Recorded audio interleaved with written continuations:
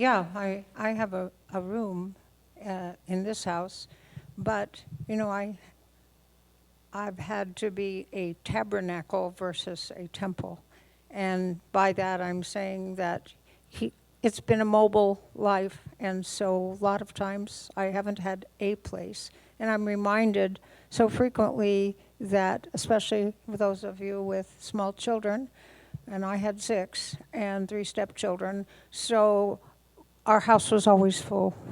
And I'm reminded of John Wesley's mom, whose secret place was under her apron as she sat with her, I think she had 11 or something close to that, children, because I don't know any other way to raise kids or be married or any of that without a secret place. And of course, as you cultivate the secret place as a place, whether that's under your apron. One of mine was sitting in front of we lived in an old farmhouse in Bethel for quite a while, and my husband put a little heater underneath the kitchen sink because it was cold and it was drafty, like your old house. And I would take a blanket and I would sit on the floor in the heater, in front of the heater, and warm with the blanket the whole of me, and I turned the linoleum yellow. Of course, it's amazing that I didn't burn the house down. I needed to spend a lot of time there. Life was hard, and he met me in the secret place. I almost thought that I would drag all my journals, which have been my mobile secret place in so many ways, as put a little red wagon and bring them all in, but I thought, no, that's too much trouble. Because my journals have been like the prayer book. They have been where I've recorded my conversations with God. In fact, it was comical that I was this morning kind of trying to, when Jared asked me, I got all excited because this is my topic. This is where I live, and this is where I live out of. And so I wrote, even stuck them in here just to show you. I have lots of scrap papers, and I wrote, the secret place is this. Well, it is all of those things. So I kind of had to shorten it up a little bit because she didn't want me to speak for an hour and a half.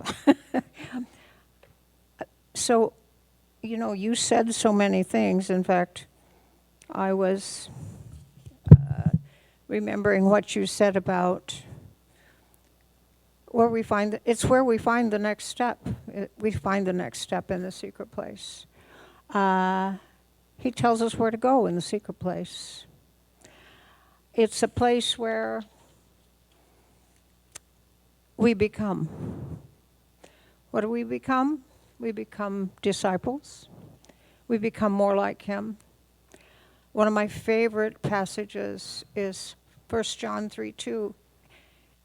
And he quotes it to me out of context a little bit because it's talking about when we go to heaven, but because when we see him, we shall be like him. But I'm in the process right now of seeing him in the secret place and becoming. So it is a place of becoming as we see him in the secret place. And the other part of that, he tells me as I see him, he's telling me who I am. This is the place he names you. This is the place he calls you back to what he created you to be if you've kind of lost your way. I lost my way a couple of times, of course.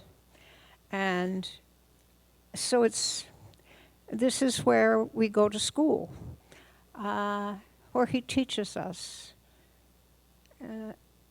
And one of the things he said one of the days when I was going into my nice secret place here at the house, he says, there are no phones allowed in the classroom. Oh, because I have things to teach you here. So it's a schoolroom. It's a commissioning place.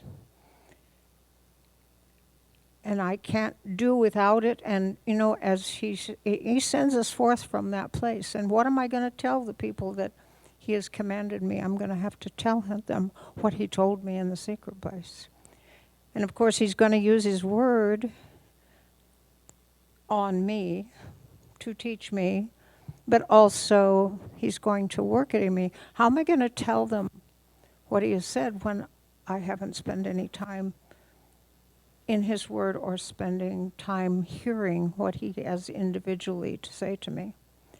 So it's it's interesting how he gives us pictures, and I love the fact too that he teaches us in the natural about the spiritual, because this is the world we live in.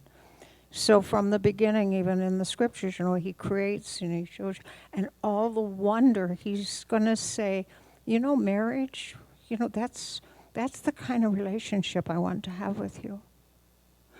And sometimes, even in the secret place, it's almost a precursor to the marriage of the Lamb, because this is where you develop that relationship. Is it not? Where you learn and you talk together and you're courting and you're spending time and learning to know each other. So it's that too. And I'm trying to think of all the other places it is, because it's so many things. And he calls us in a very similar way. One of the things he showed me was a wedding invitation, and it says, I desire the pleasure of your company. That's what he desires in the secret place. And it's a wonderful thing to spend the time with him in the secret place, because that's where we develop intimacy. And everything, and I emphasize that, everything flows out of intimacy. This is what the disciples found. He's still saying, come away with me. Come away. Leave all those interesting things, wonderful world things, all even the things I've given you, and for now, come away with me. Spend time with me. Even this morning, I love, just even sitting down for a few moments thinking about this, and he's always got something to tell you, even then when you're doing it for somebody else, you're going to share with somebody else. So I was thinking about discipleship, and I take that back. It's going back to that. I was trying to picture this room that they had. They didn't have very many rooms in their houses, and I thought, well, maybe it had a curtain, not a door, but it said door. So I was looking it up in another translation, and it wasn't called the closet, it was the storeroom, where things were stored. That was probably the only room in the house where you kept your valuables, which would be your food and so forth, that had a real door on it to keep other people out. So I'm going into the storehouse in the secret place, because that's where he's got all his treasures. And then he reminded me this morning, when I was finding out that it was probably the storehouse, that it was of a passage that he quoted to me some years ago, and it was Matthew 13:52. And if I don't make a mess here.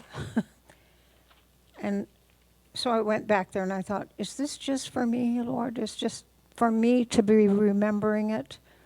But I don't think so.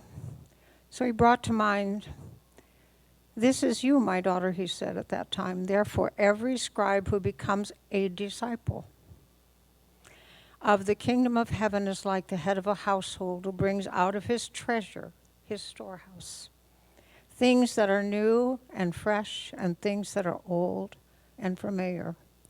And so we go into the storehouse. And we go into the room with the door on it. And in that place where all the stores and treasures are, he shares them with us.